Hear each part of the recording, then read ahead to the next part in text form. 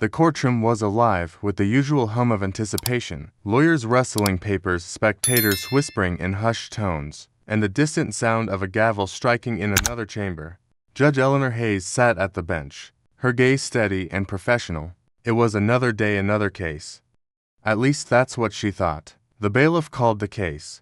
The State of Louisiana versus James Anderson. Eleanor shifted slightly in her seat, her hands resting on the polished oak of the bench. She glanced at the papers in front of her. Assault, robbery, resisting arrest. A familiar ache of disappointment settled in her chest. Another lost soul tangled in the system, she thought. When the defendant was brought in, her world tilted. The man standing before her, shackled at the wrists and ankles, was not a stranger. He was James Anderson. Her throat tightened as a flood of memories surged forward. The summer afternoons they spent racing bicycles down the dusty streets of Hammond, Louisiana. The late-night talks under the magnolia tree in her backyard. The promises they made as kids to always have each other's backs, no matter what. But the man standing before her wasn't the boy she remembered. His shoulders were hunched, his face lined with years of hardship, yet his eyes, those deep, soulful eyes, were unmistakable. Eleanor's grip on the gavel faltered. For the first time in her career, she hesitated. The room seemed to shrink, the walls pressing in as she tried to process the impossible. James looked up, his expression a mixture of shock and resignation. Recognition flickered in his eyes, but he quickly looked away, his head bowing slightly. The courtroom waited. Eleanor forced herself to speak. "Mr. Anderson, you stand accused of assault and robbery. How do you plead?" James's voice was rough, almost unrecognizable. "Not guilty, Your Honor." Her heart pounded. She wanted to stop everything to demand answers. What had happened to him? How had their paths diverged so drastically? But her role as a judge demanded composure. "Proceed," she said, her voice steadier than she felt. As the prosecutor began their opening statements, Eleanor's mind raced. This wasn't just any case. This was James, and somehow she had to figure out how to separate her past from her present. Before it was too late, the courtroom blurred, as Eleanor's mind drifted to a time long before her black robes and the gavel in her hand. She and James had grown up on opposite sides of Hammond, Louisiana, divided not by distance, but by the unspoken rules of their segregated town. Her family's house was a modest one-story with a white picket fence, while James's family lived in a weathered home at the end of a dirt road, surrounded by fields. Their friendship had been an anomaly. She remembered how they met. An accidental encounter at the edge of a creek, where she had wandered too far from her own backyard. James had been fishing, his line tangled in the reeds. She'd offered to help, and that simple gesture had turned into years of secret adventures and shared dreams. Eleanor, he had once said, lying on the grass beside her under the stars, "You ever think about leaving this place? Like really getting out, going somewhere? People don't look at us funny just for sitting together." She had laughed, then brushing off the idea. But James wasn't joking. Even as a child, he saw the world for what it was, a place that didn't always make room for people like him. Their bond deepened despite the whispers, the sideways glances, and the outright disapproval from both sides. But the pressure was always there, like a weight neither of them could shake. And then one day it all ended. It was the summer before high school, when Eleanor's father caught them sitting on the porch together. His voice had been cold, sharp with authority. "Eleanor, get inside now." She'd hesitated, glancing at James, who stood frozen in place. "Go on," he had said quietly, his voice tinged with resignation. "I'll see you around." But they hadn't seen each other again. Not really. Her father forbade her from going near James. And soon after, James's family moved away.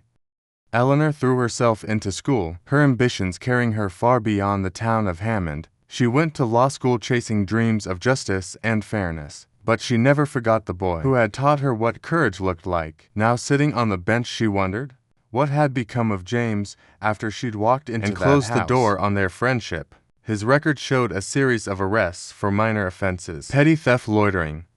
Nothing that screamed a violent nature. But then again, how much of someone's life could you see in a few lines on a rap sheet? The prosecutor's voice snapped her back to the present. He was describing the alleged crime. James was accused of assaulting a store clerk during a robbery at a convenience store in Baton Rouge. The clerk had suffered minor injuries, and the cash register had been emptied. James was picked up a few blocks away, the cash allegedly still in his possession. Eleanor studied James as the prosecutor spoke. His posture was slouched, his hands clasped in front of him, but his expression was unreadable. Did he really do it? Or was there more to the story than what the prosecution claimed? The courtroom adjourned for a lunch break, giving Eleanor a moment to gather her thoughts. As she returned to her chambers, her assistant Margaret approached with a hesitant expression. "Judge Hayes, are you okay? You seemed a little distracted." Margaret asked. Eleanor hesitated. Should she confide in Margaret?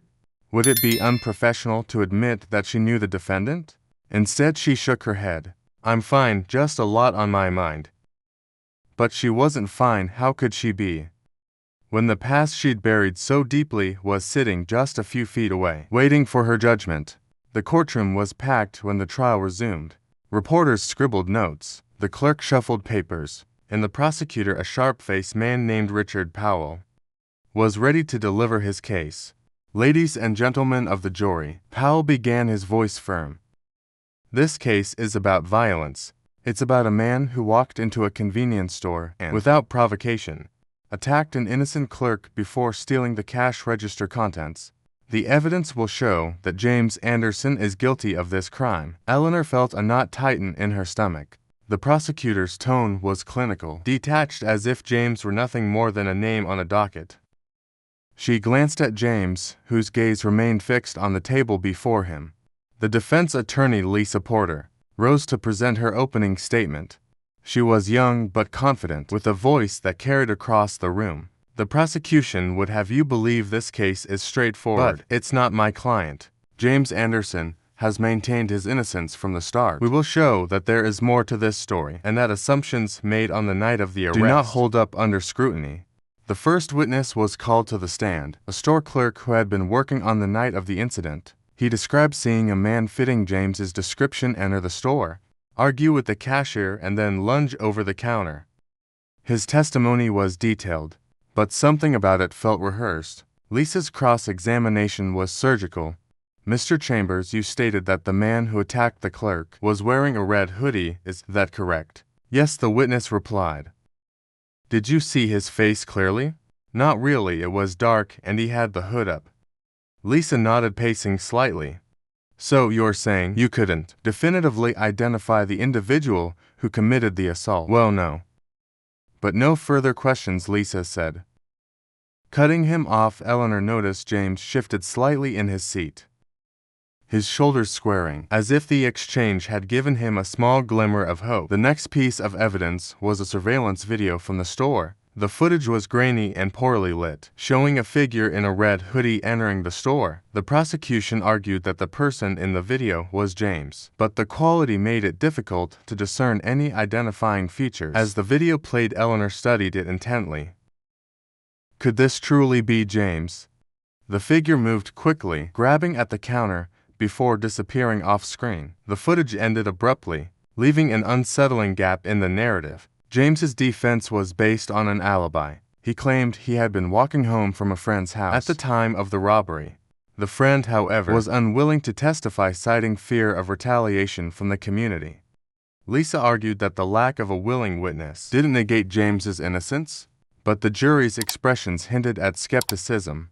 As the trial wore on, Eleanor felt the weight of her position pressing down on her. She was meant to be impartial, a pillar of fairness.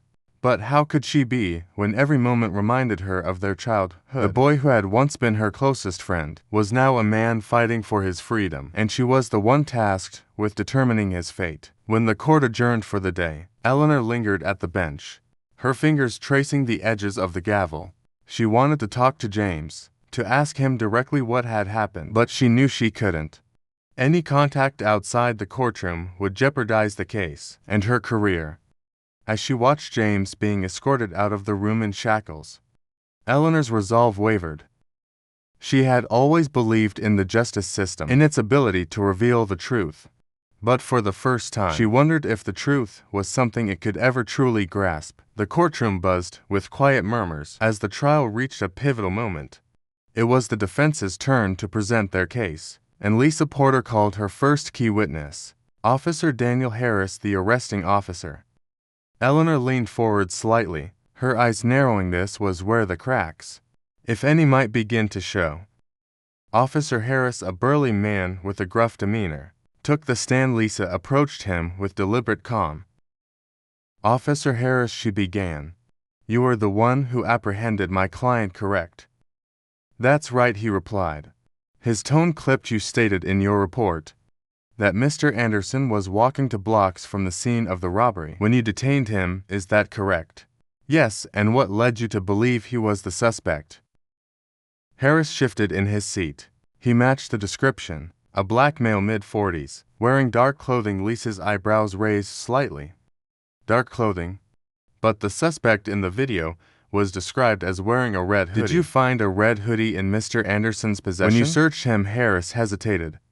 "No, but he could have discarded it." Lisa took a step closer. "Could have. Did you or any other officer conduct a search of the surrounding area to locate this supposed hoodie?" Harris's jaw tightened. "No.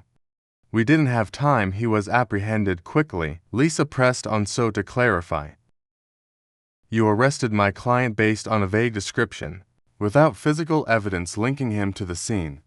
The officer's silence spoke louder than any words. Eleanor's gaze flickered to the jury. A few members exchanged uncertain glances. Lisa wasn't done. "Officer Harris, do you recall if Mr. Anderson said anything at the time of his arrest?" He protested. "Said he was innocent." "And did you consider investigating his claim? Or did you assume guilt based solely on his appearance?" Harris's face reddened. "I followed protocol." "Protocol," Lisa repeated, her voice laced with skepticism. "No further questions, Your Honor."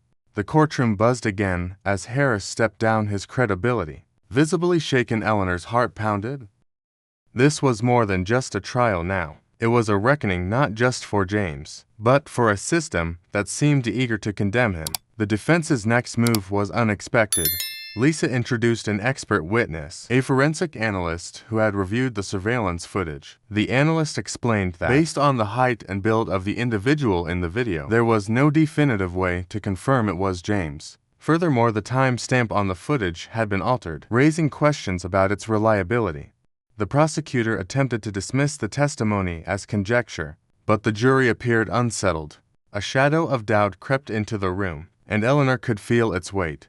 As the day drew to a close, James was given the opportunity to testify on his own behalf. Lisa had warned him of the risks, but James insisted. He stood, chains clinking softly as he approached the stand. His voice, though quiet, carried a raw sincerity. "I've made mistakes in my life," James began, addressing the jury directly. "I've taken wrong turns, trusted the wrong people. But I didn't do this that night. I was walking home minding my own business when the cops stopped me. They didn't ask questions. They just decided I fit the bill." His voice cracked slightly as he continued. "I've been fighting my whole life. Fighting to be seen as more than what people assume about me. But this, I'm tired.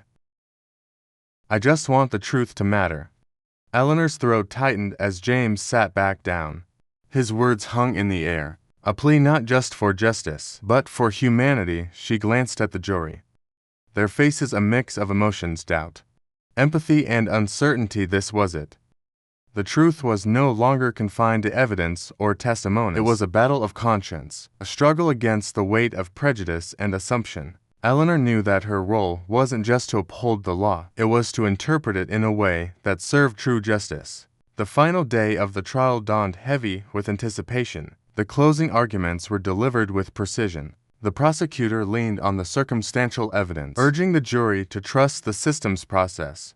Lisa, however, pleaded for the jury to see beyond the surface, to consider the holes in the case and the humanity of the man on trial. Eleanor listened intently, her face impassive but her mind racing.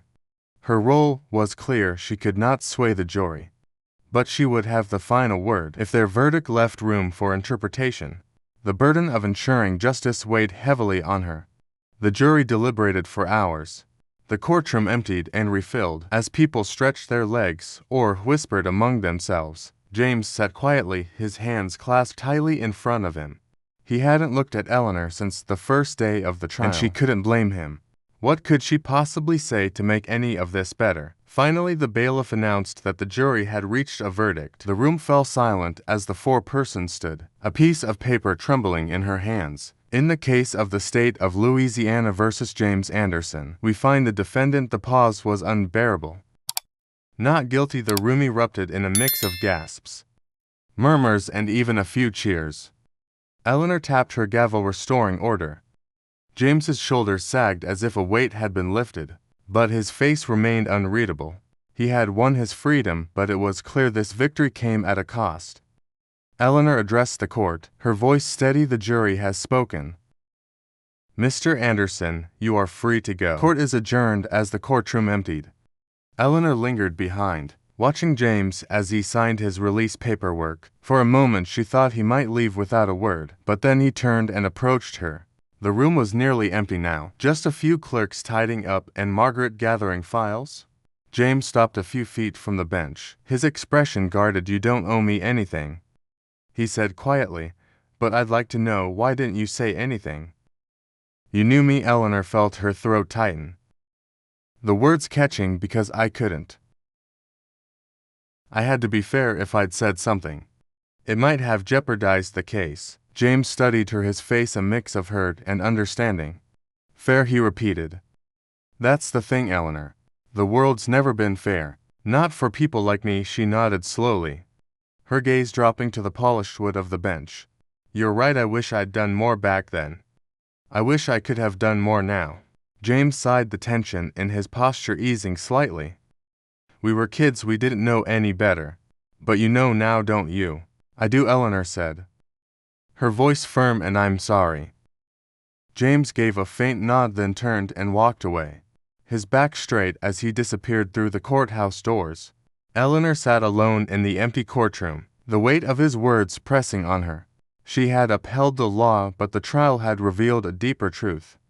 Justice wasn't just about verdicts and evidence. It was about the lives shaped by systems, far larger than any one person. For Eleanor, it was a wake-up call, a reminder that her position wasn't just a seat of power, but a platform for change. As she left the courtroom that evening, the fading sun casting long shadows across the courthouse steps, Eleanor made a silent vow. She couldn't change the past, but she would do everything in her power to ensure the future held more than hollow promises of fairness. It would be hard, perhaps even impossible, but she owed it to James and to herself to try.